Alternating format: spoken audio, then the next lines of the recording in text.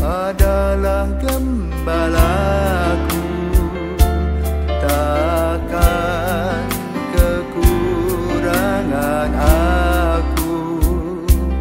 Ia membaringkan aku di padang berumput hijau. Saudara-saudara yang terkasih di dalam Kristus, selamat pagi. Salam jumpa lagi dalam Sabda Siap Saji. Sabtu 25 Mei 2024, hari biasa pekan ke-7, warna liturgi hijau. Marilah kita berdoa dalam nama Bapa dan Putra dan Roh Kudus. Amin. Allah Bapa Maha Kuasa, Engkau mengutus Roh Kudus-Mu yang mengajar kami untuk tekun berdoa. Semoga ketekunan doa kami menjadi pujian dan syukur yang berkenan di hadapan-Mu. Dengan pantaran Yesus Kristus Putra-Mu Tuhan kami, yang bersama dengan Dikau dalam persatuan Roh Kudus, hidup dan berkuasa Allah sepanjang segala masa. Amin. Tuhan bersamamu Dan bersama roh-Mu. Inilah Injil Yesus Kristus menurut Markus. Dimuliakanlah Tuhan. Sekali peristiwa orang membawa anak-anak kecil kepada Yesus supaya ia menjamah mereka, tetapi murid-muridnya memarahi orang-orang itu. Melihat itu Yesus marah dan berkata kepada mereka, "Biarkanlah anak-anak itu datang kepadaku. Jangan menghalang-halangi mereka, sebab orang-orang seperti itulah yang mempunyai kerajaan Allah. Aku berkata kepadamu, sungguh, barang siapa tidak menerima kerajaan Allah seperti seorang anak kecil, ia tidak akan masuk ke dalamnya." Kemudian Yesus memeluk anak-anak itu, meletakkan tangan ke atas mereka dan memberkati mereka. Demikianlah sabda Tuhan. Terpujilah Kristus. Selamat pagi Romo. Pagi. Nah Romo, maksud dari Injil Markus pada hari ini itu apa? Selamat pagi para pirsawan dan Dian, selamat pagi. Selamat pagi Romo. Kemarin topik pembicaraan itu keluarga. Ya. Yesus mengingatkan keluarga itu sepasang sepanjang hidup, laki-laki dan perempuan, dan tidak terceraikan. Jadi tujuan dari hidup berkeluarga adalah kebahagiaan. Dalam hukum gereja dulu, tujuan perkawinan itu satu, prokreasio, bikin anak. Ya, dulu begitu. Lalu ada yang protes, gak dikasih anak. Lalu mereka bilang, aku cerai, aku mau cari anak. Nah, sekarang dibalik. Ya. Yang nomor 2 menjadi nomor 1. Yaitu apa? Hidup perkawinan adalah perjanjian suami istri untuk mendapatkan kebahagiaan. Ya. Kedua, anak. Nah, hari ini kita mendengarkan bagaimana Yesus membahas tentang anak-anak. Jadi ada pandangan-pandangan bahwa anak-anak ini seperti yang disampaikan dalam Injil seperti merepotkan.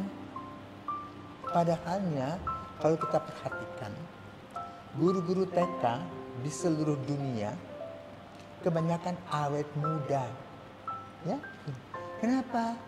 Karena lihat perilaku anak-anak TK yang polos dan mereka biasa sering tertawa sendiri, menertawakan sikap dan perilaku anak-anak. Ya, maka dampaknya awet muda para guru-guru TK itu. Karena ketawa aja. Ya. Nah, Yesus melihat nilai-nilai itu.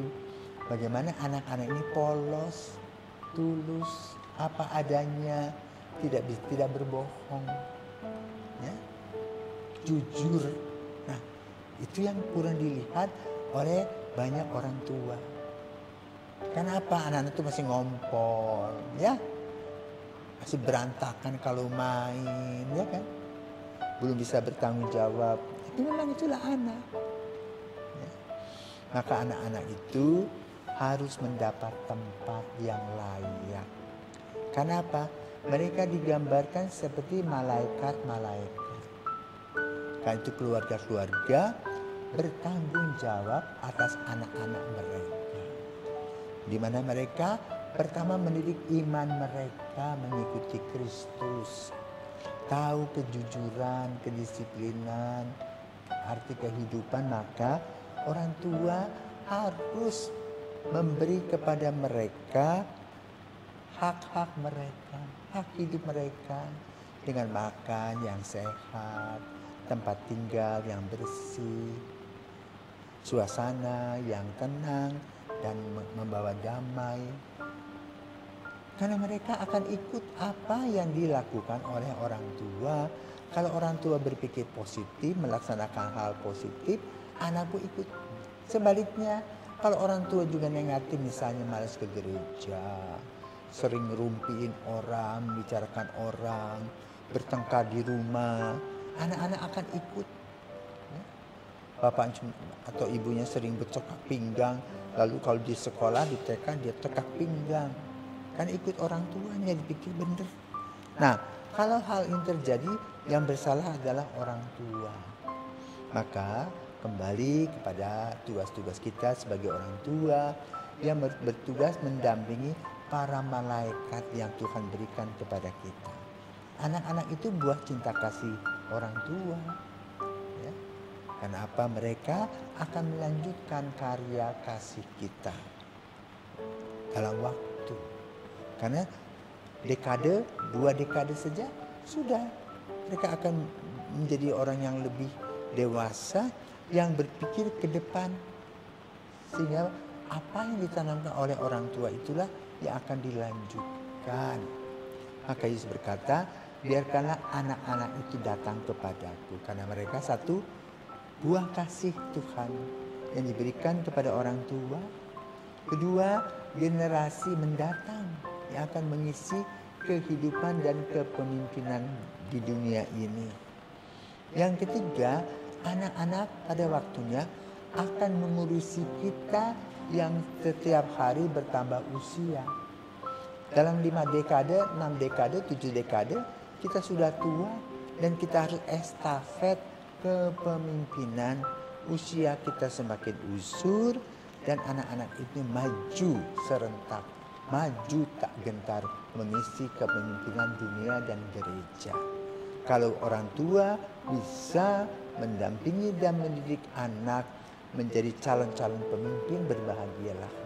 Maka dalam gereja ya ada paus, ada kardinal, ada uskup, ada pastor. Itu pada umumnya berasal dari keluarga yang baik-baik. Ya, kenapa? Mereka berpikir positif, melayani Kristus. Kenapa? Orang tua memberikan contoh, teladan dan juga nasihat-nasihat yang berguna sebagaimana yang dikatakan oleh Yesus dalam Injilnya pada hari ini. Sungguh dikatakan, barang siapa tidak menerima kerajaan Allah seperti seorang anak kecil, ia tidak akan masuk ke dalamnya. Artinya apa? Unhappy, tidak bahagia, menyesal. Karena waktu diberikan Tuhan sekali saja. Kalau kita salah mengarahkan, maka terjadilah penyesalan. Karena itu marilah saudaraku terkasih, berkat yang Tuhan berikan itu kita tumbuh kembangkan sehingga anak-anak ini membawa sinar kehidupan.